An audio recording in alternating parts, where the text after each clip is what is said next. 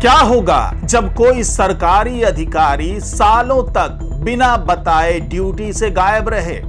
क्या होगा जब जनता के जमीन से जुड़े मामलों को जानबूझकर लटकाया जाएगा? क्या होगा जब दाखिल खारिज जैसे अहम मामलों में नियमों को ताक पर रखकर मनमानी की जाए?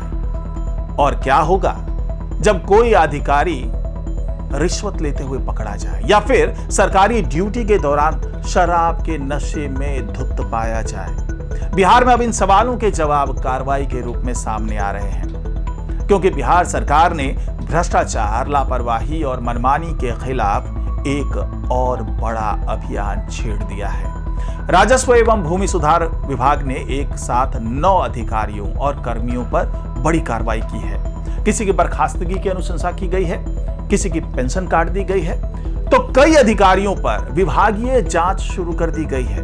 और सबसे बड़ी बात, यह सिर्फ शुरुआत नहीं, इस कार्रवाई के बाद अब तक कुल 32 अधिकारियों पर विभागीय गाज गिर चुकी है। तो आखिर कौन है वे अधिकारी जिन पर कार्रवाई हुई है? क्या है उनके खिलाफ आरोप? और सरकार का यह अभियान कितना बड़ा संदेश दे रहा है, जानिएगा इस खास रिपोर्ट में। और अंदर की बात में मैं ये सारा खुलासा करने वाला हूं, तो वीडियो को अंत तक जरूर देखिएगा। नमस्कार, मैं हूं डॉक्टर सुरजीत सिंह और आप देख रहे हैं YPN बिहार झारखंड। बिहार के राजस्व एवं भूमि सुधार विभाग ने एक बार फिर ये साफ कर दिया है कि विभागीय लापरवाही और भ्रष्टाचार को अब बर्दाश्त नहीं किया जाएगा। बिल्कुल जीरो टॉलरेंस। विभागीय मंत्री डॉक्टर दिलीप कुमार जायसवाल के निर्देश पर 5 जून 2026 को बड़ी कार्रवाई की गई, यानी कि कल की बात मैं कर रहा हूं। इस कार्रवाई के तहत कुल 9 अधिकारियों और कर्मचारियों के खिलाफ दंडात्मक कदम उठाए गए। सरकार का कहना है कि इन अधिकारियों पर भ्रष्टाचार, अनियमितता, कर्तव्यहीनता और विभागीय निर्देशों की अवहेलना जैसे गंभीर आरोप हैं। इस पूरे अभियान में सबसे बड़ी कार्रवाई राजस्व अधिकारी सह कानून को सोनी कुमारी के खिलाफ हुई है। जानकारी के अनुसार सोनी कुमारी वर्ष 2021 से लगातार अनाधिकृत रूप से ड्यूटी से अनुपस्थित थी, यानी कई वर्षों तक वे बिना अनुमति के सेवा से दूर रही। विभाग की ओर से कई बार स्पष्टीकरण मांगा गया, क्लैरिफिकेशन मांगा गया, नोटिस भेजे गए, जवाब देने का अवसर दिया गया, समय दिया गया, लेकिन आरोप है कि उन्होंने कोई संतोषजनक जवाब नहीं दिया। इतना ही नहीं, विभागीय कार्यवाही में भी सहयोग नहीं किया। इन परिस्थितियों को देखते हुए विभाग ने उनकी सेवा समाप्त करने यानी बर्खास्त करने की अनुशंसा कर दी है। यह संदेश साफ है कि लंबे समय तक ड्यूटी से गायब रहने वालों को अब बख्शा नहीं जाएगा। सरकारी सेवा में रहते हुए नियमों की अनदेखी करने वालों पर कार्रवाई रिटायरमेंट के बाद भी हो सकती है। इसका उदाहरण है सेवानिवृत्त अंचल अधिकारी नवीन भूषण। उन पर दाखिल खारिज मामलों में फर्स्ट इन फर्स्ट आउट यानी कि फीफो नियम का उल्लंघन करने का आरोप है। फीफो का मतलब है कि जो आवेदन पहले आया उसका निपटारा पहले किया जाए, लेकिन जांच में पाया गया कि इस नियम का पालन नहीं किया गया। मामलों का मनमाने ढंग से निष्पादन किया गया और राजस्व वसूली में भी गंभीर लापरवाही बरती गई। इन आरोपों के आधार पर उनकी पेंशन से 1 वर्ष तक 5% कटौती का दंड लगाया गया है। यह कार्रवाई इसलिए भी महत्वपूर्ण है क्योंकि यह दिखाती है कि रिटायरमेंट के बाद भी जवाबदेही समाप्त नहीं होती। अब बात उन अधिकारियों की जिन पर चार्जशीट दाखिल की गई है। सरकार ने कई अंचल अधिकारियों और राजस्व कर्मचारियों के खिलाफ आरोप पत्र गठित किए गए हैं। अब इनमें जो है वो तत्कालीन राजस्व कर्मचारी राजेश कुमार, तत्कालीन अंचल अधिकारी प्रशांत कुमार, सुशीला कुमारी और मणि कुमार वर्मा शामिल हैं। इन सभी पर दाखिल खारिज मामलों में गंभीर अनियमितताओं के आरोप लग रहे हैं। सरकारी दस्तावेजों में एक शब्द बार बार सामने आता है, आपने भी शायद सुना होगा, पिक एंड चूज। जी हां, पिक एंड चूज। लेकिन इसका मतलब क्या है? सरल भाषा में समझे तो जब अधिकारी नियमों के अनुसार सभी मामलों को समान रूप से नहीं देखते हैं, बल्कि कुछ चुनिंदा मामलों को प्राथमिकता देते हैं और बाकी को लंबित रखते हैं, तो इसे पिक एंड चूज की नीति कहा जाता है। आरोप है कि कुछ अधिकारियों ने जानबूझकर पसंदीदा मामलों को आगे बढ़ाया, जबकि अन्य मामलों को लंबे समय तक लटकाए रखा। इससे न केवल लोगों को परेशानी हुई, बल्कि प्रशासन की निष्पक्षता पर भी सवाल उठे। सरकार द्वारा चलाए जा रहे राजस्व महाअभियान में भी कई अधिकारियों की भूमिका सवालों के घेरे में आई है।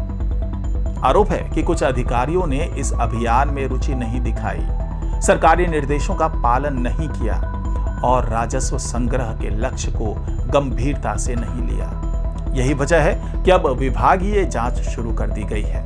भ्रष्टाचार के मामलों में सरकार ने और सख्त रुख दिखाया है। मधुबनी के तत्कालीन अंचल अधिकारी अभय कुमार का मामला इसका उदाहरण है। जुलाई 2025 में निगरानी अन्वेषण ब्यूरो ने उन्हें कथित रूप से रिश्वत लेते हुए गिरफ्तार किया था। यह मामला उस समय काफी चर्चा में रहा था।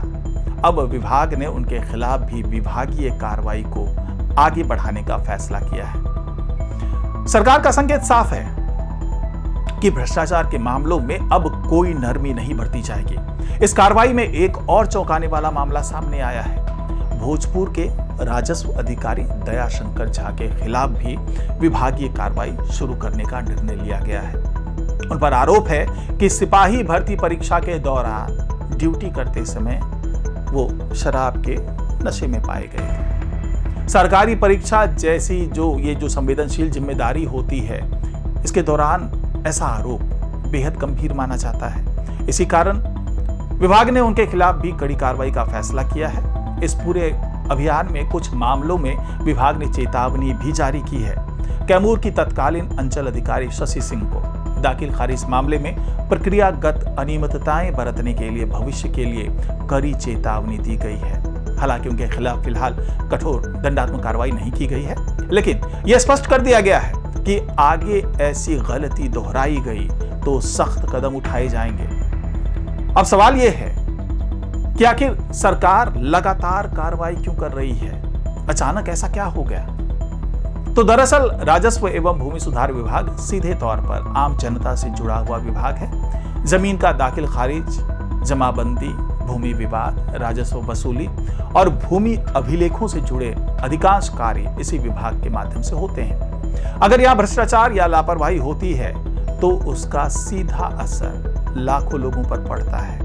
यही कारण है कि सरकार इस विभाग को लेकर विशेष रूप से गंभीर दिखाई दे रही है। राजस्व एवं भूमि सुधार मंत्री डॉक्टर दिलीप कुमार जायसवाल ने इस कार्रवाई पर स्पष्ट शब्दों में कहा है कि जनता के कार्यों में अनावश्यक देरी, मनमानी जो करते हैं ये लोग, भ्रष्टाचार और जो लापरवाही है वो किसी भी कीमत पर स्वीकार नहीं की जाएगी। उन्होंने कहा कि विभाग को पूरी तरह पारदर्शी और जवाबदेह बनाया जाएगा और जो अधिकारी नियमों का पालन नहीं करेंगे उनके खिलाफ कार्रवाई जारी रहेगी। इस पूरे मामले की सबसे अहम बात यह है कि ये मतलब जो कार्रवाई हो रही है कोई पहली कार्रवाई नहीं है। इससे पहले भी विभाग 23 अंचल अधिकारियों पर कार्रवाई कर चुका है और अब ताजा कार्रवाई के बाद कुल संख्या बढ़कर 32 हो गई है। यानी सरकार का अभियान लगातार जारी है और आने वाले समय में और भी अधिकारियों पर कार्रवाई की संभावना से इनकार नहीं किया जा सकता। अगर इस अभियान को प्रभावी ढंग से लागू किया जाता है तो इसका सबसे बड़ा फायदा आम जनता को मिल सकता है। दाखिल खारिज के मामलों का निपटारा तेजी से हो सकता है, भूमि विवादों पर जो है वो पारदर्शिता बढ़ सकती है, सरकारी सेवाओं में जवाबदेही मजबूत हो सकती है और भ्रष्टाचार के मामले में कमी आ सकती है।